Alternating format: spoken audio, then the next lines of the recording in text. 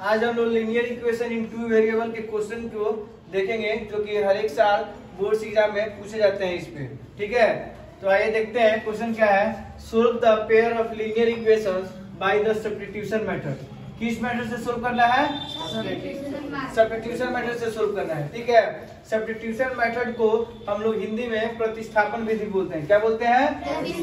हिंदी में हम लोग बोलते हैं प्रतिस्थापन विधि भी बोलते हैं।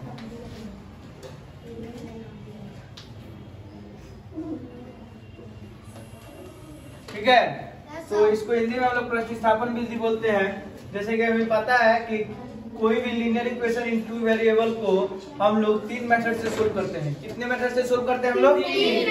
पहला जो मेथड होता है सब्स्टिट्यूशन मेथड, जिसको हिंदी में प्रतिस्थापन विधि बोलते हैं। दूसरा होता है एलिमिनेशन मेथड, जिसको हम लोग विलोपन विधि भी बोलते हैं। और तीसरा जो होता है क्रॉस मल्टीप्लिकेशन। क्या होता है? क्रॉस मल्टीप्लिकेशन, जिसको ब्रज गुणन बोलते हैं। यहाँ पे साइड में हम लिख देते हैं। यहाँ पे पहला जो मेथड होता है हमारा सब्स्टिट्यूशन मेथड, सब्स्टिट्यूशन मेथड होता है। दूसरा जो होता है हमारा एलिमिनेशन मेथड होता है।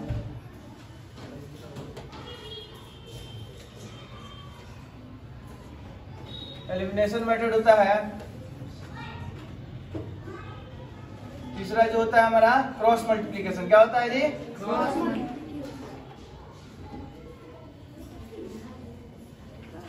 मेथड, यही होता है।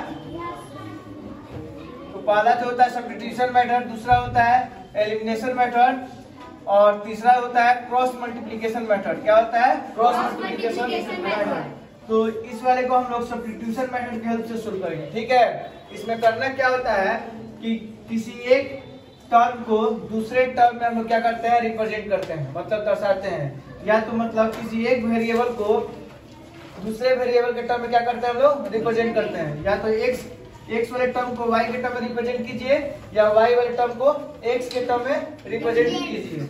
किसी एक टर्म को करते हैं। तो आइए देखिए कैसे उस चीज को करेंगे हम लोग। ये हमारा इक्वेशन क्या है? 1 है, और ये इक्वेशन हमारा क्या होता है? 2 है। तो इसमें क्या करेंगे? पहले इक्वेशन को फ्रॉम इक्वेशन यहाँ पे लिखेंगे, from equation first we get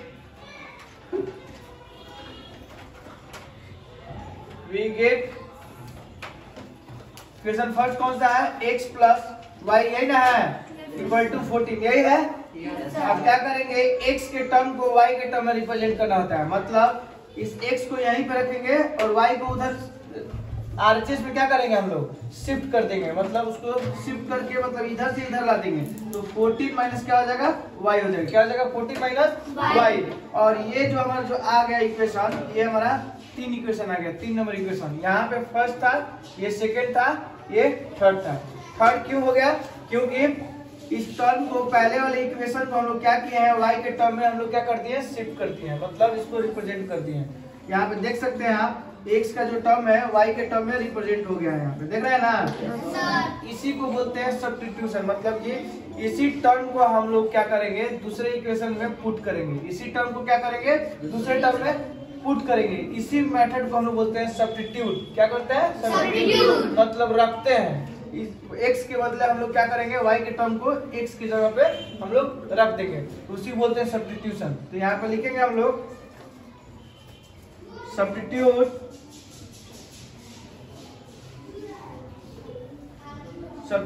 the value of equation third. Substitute the value of equation third in equation second। इसमें हम लोग रख देंगे सेकंड में। तो आगे रखते हैं।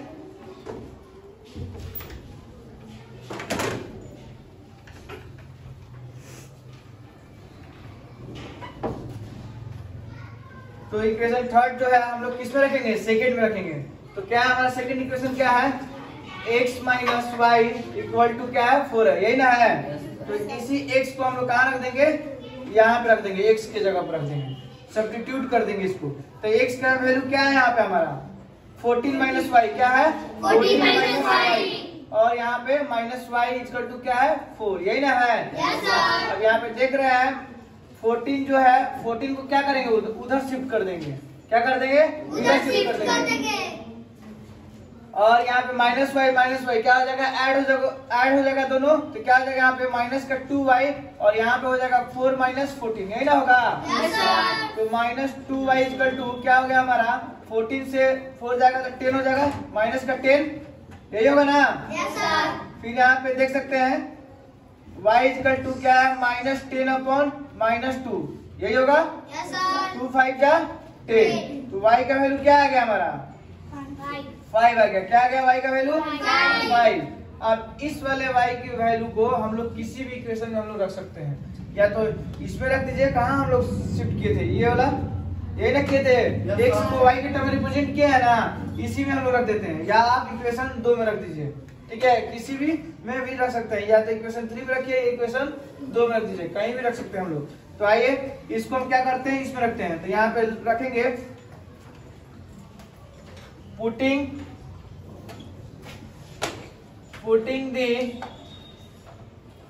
putting the value of y in equation third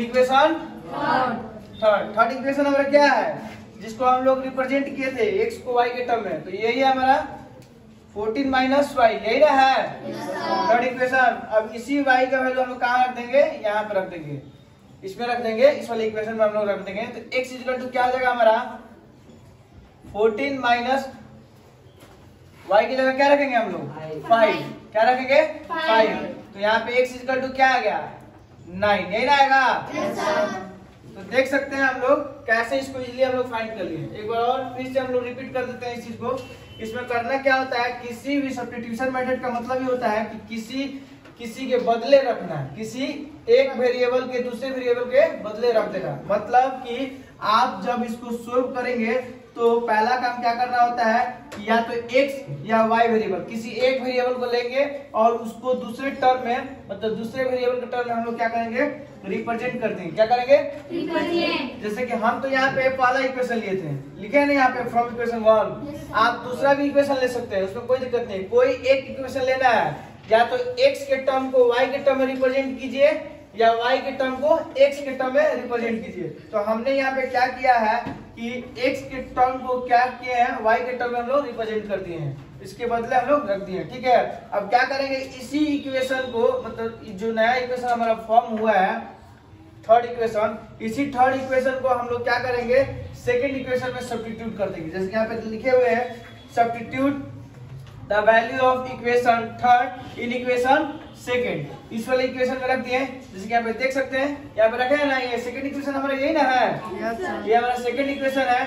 इसी इक्वेशन में हम लोग क्या किए हैं x का वैल्यू जो है, मतलब x का जो इक्वेशन जो हमारा निकल के आया है वो चीज यहाँ पे हम लोग इसमें रख दिए हैं। रखने के बाद हमारा क्या है y का वैल्यू आ गया, क्या आ गया हमारा y का वैल्यू आ गया। और इसी y को हम लोग क्या किए हैं इस थर्ड इक्वेशन जो थर्ड इक्वेशन का जो फॉर्म आया था उसी फॉर्म में हम लोग यहाँ पे रख दिए, रखे ना यहाँ पे इस वाले इक्वेशन में हम लोग रख दिए हैं। और यहाँ से हमारा x का वैल्यू आ गया और यहाँ पे y का वैल्यू आ गया। तो सब्स्टिट्यूशन मेथड ऐसे ही सोल्व करते हैं, ठीक है।